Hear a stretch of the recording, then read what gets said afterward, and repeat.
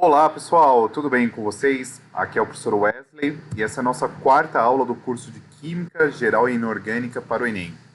Nessa videoaula discutiremos aqui como que é representado os processos de transformação química, isto é, nós veremos aqui os princípios gerais acerca do que é uma reação química.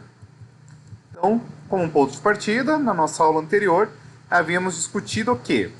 Existem duas classes de fenômenos, dois processos que nós denominamos como fenômenos químicos e fenômenos físicos. A distinção entre um e outro era que, quando se falava de um fenômeno físico, não havia-se alteração na molécula e etc. Em contrapartida, num fenômeno químico, que era muito bem caracterizado por alguma mudança, seja de cor, borbulhamento, etc., você tinha um reordenamento dos átomos.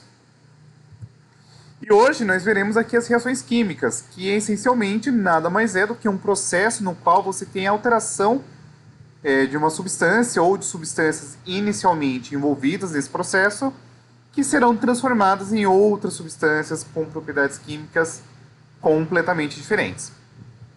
Então, para que a gente consiga elucidar aí as reações químicas no nosso curso, é importante a gente discutir que, ao longo da história, houveram diversos cientistas que contribuíram para a elucidação dos processos reacionais dentro da natureza e que, por sua vez, essas reações químicas elas obedeciam a algumas leis que a gente poderia agrupá-las como as leis ponderais, que estão diretamente atreladas com relação entre as massas dos reagentes e dos produtos que participam de uma reação, e também nós temos aqui as leis volumétricas, que estão atreladas aí com as relações entre os volumes de gases que reagem ou que são formados aí em uma determinada reação. Nesse sentido, as leis ponderais são algumas, como por exemplo a lei das conservações das massas, que nos traz o seguinte: a soma das massas das substâncias reagentes em um recipiente fechado é igual à soma das massas dos produtos da reação. E aqui a gente pode trazer a seguinte ideia: na natureza, nada se cria, nada se forma, tudo se transforma. Nós temos aqui a lei das proporções constantes ou definidas. Uma determinada substância composta é formada por substâncias mais simples, unidas sempre na mesma proporção em massa. E nós temos aqui a lei das proporções múltiplas, que é basicamente uma situação na qual você tem duas substâncias, que ao reagirem produzem substâncias diferentes ao manter fixa a massa de uma e alterando-se a massa da outra. Para que fique mais claro, vamos lá. A lei de Lavoisier, ela nos traz o seguinte: quando você tem uma reação química que ela acontece em um sistema fechado, isto é, não tem troca com o universo, e por sua vez não há troca aqui de gasosas, a soma das massas dos reagentes é igual à soma das massas dos produtos. Essa lei é também conhecida pelo seguinte enunciado: na natureza nada se cria, nada se perde, tudo se transforma. Então vamos pegar uma reação genérica na qual você tem aqui A reagindo com B, dando origem a C mais D. As massas de A, B, C e D serão representadas respectivamente por MA, MB, MC, MD. De maneira qual a ideia é que na lei de Lavoisier o que se tem é que a soma das massas dos reagentes é igual à soma das massas dos produtos. Beleza? A lei de Proust, ou também denominada como lei das proporções constantes, ela já nos traz a seguinte situação: os elementos presentes em diferentes amostras de uma mesma substância sempre estarão na mesma proporção em massa.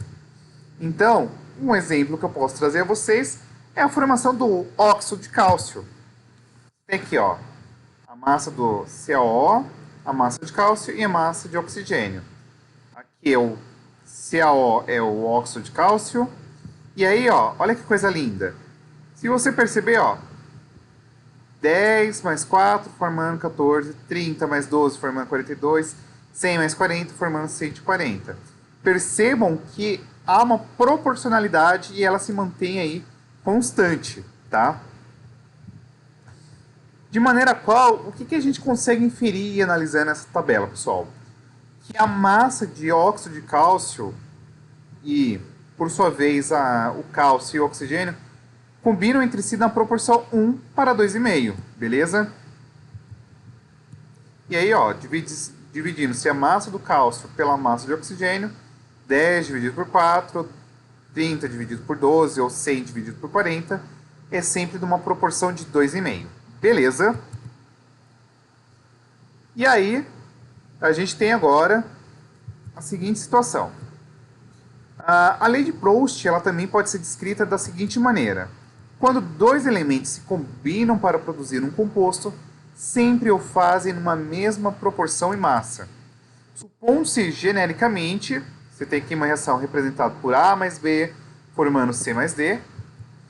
As massas dos reagentes utilizados nessas duas experiências, na primeira você tem aqui A e B, MA e MB, perdão, e na segunda, MAzinho, MAB, M'Bzinho, sempre serão constantes, beleza? E nós temos aqui a lei de Dalton, ou também denominada como lei das proporções múltiplas. Se a massa M de uma certa substância química pode-se combinar-se com as massas M'1, M'2, M'3 e etc. de uma outra substância, originando compostos distintos. E aí que você vai falar, pô, mas como que seria esse rolê? Se liga, você tem aqui, ó, dados do problema. O primeiro óxido, você tem aqui 0,21 gramas de nitrogênio, 0,12 gramas de oxigênio. Fixando-se a massa de nitrogênio em 0,21, teremos isso daqui. Tá? Dividindo as massas de oxigênio pela menor, 0,12. Aí você vai fazendo aqui, ó, o segundo óxido. Você tem 0,70 gramas de nitrogênio, 0,8 gramas de oxigênio. E aí você consegue encontrar essa proporção. Percebam, ó, que é uma proporção múltipla, né, ó. E aí, no dia a dia, quando a gente comentou lá das transformações químicas, a gente tem uma diversidade de várias reações, como, por exemplo, reação de combustão, como aqui a queima da lenha. As reações metabólicas, muito bem representadas aqui pelas digestões que acontecem lá no longo do nosso trato gastrointestinal. Cozinhar o ovo, que envolve aqui a desnaturação proteica. Assar um bolo, que está envolvido aqui com o processo fermentativo. Apodrecimento de banana, que envolve degradação de matéria orgânica, queima de de artifício, tá? E aí, o que seria importante a gente destacar nas reações químicas? Que existem alguns fatores que eventualmente podem afetá-la, como, por exemplo, temperatura, pressão, concentração, superfície de contato e a presença de luz. A temperatura, é importante destacar que, quanto maior a temperatura, maior será a velocidade de uma reação. Quanto maior for a pressão em um recipiente, isso acaba por diminuir o volume e, de certa forma, isso aumenta a concentração dos reagentes. Concentração é importante também, porque quanto maior a concentração dos reagentes, maior será a velocidade da reação. Superfície de contato também é muito importante, tá? Quanto maior a superfície de contato, maior o número de moléculas agindo. E a presença de luz também acaba sendo importante, porque a luz influencia na velocidade das reações, porque é uma forma de você adicionar energia aí no sistema, tá bom? E aí, a reação química ela é sempre representada através de equações químicas, tá? Que basicamente elas nos mostram as proporções de reagentes e produtos. Então, os reagentes são as substâncias que reagem entre si para formar uma nova substância. E os produtos são justamente aquelas substâncias produzidas durante uma reação. Tá bom? E é sempre nessa esquematização. Reagentes formando os produtos. Claro que a gente está falando aqui numa reação de ordem direta, mas pode haver situação na qual os produtos podem tornar-se novamente reagentes. Então a gente precisaria representar aqui por uma outra seta, beleza? E a ideia é que nós compreendamos isso. Que uma reação química ela engloba justamente a esquematização acerca de uma transformação química. Então sempre vai ser importante a gente representar aqui quem são os reagentes, quem são os produtos, qual que é a proporção entre um e outro. Beleza?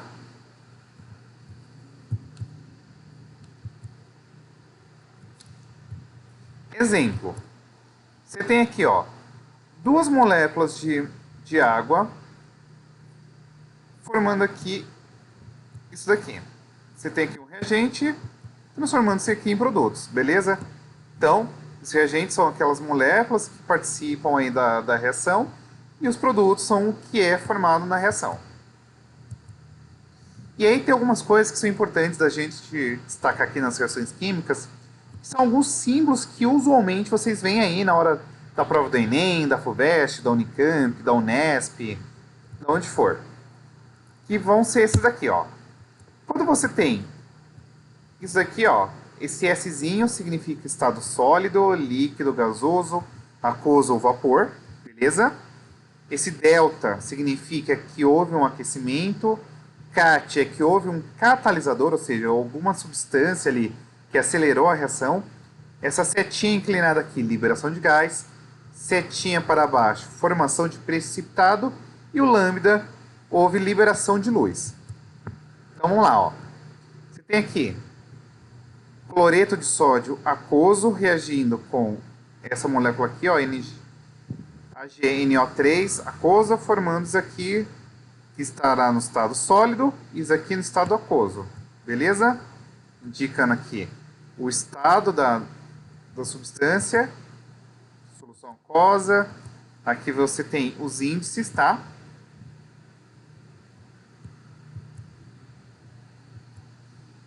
E é importante destacar que nós temos algumas reações classificadas aqui na parte inorgânica.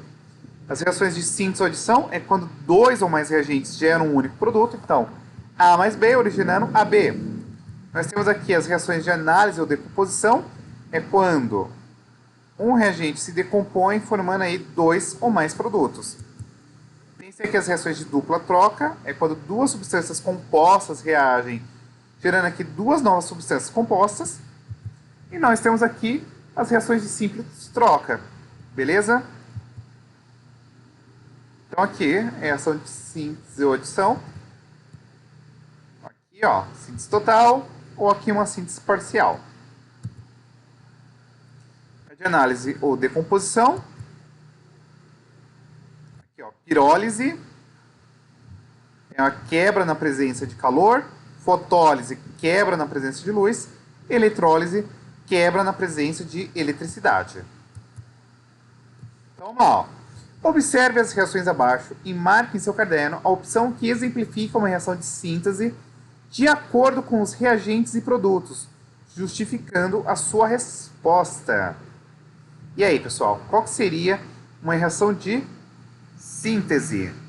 É aquela que pega justamente dois reagentes, transformando em um produto. Muito bem representada aqui pela alternativa D de deu bom. E aqui? Qual que seria uma reação de decomposição?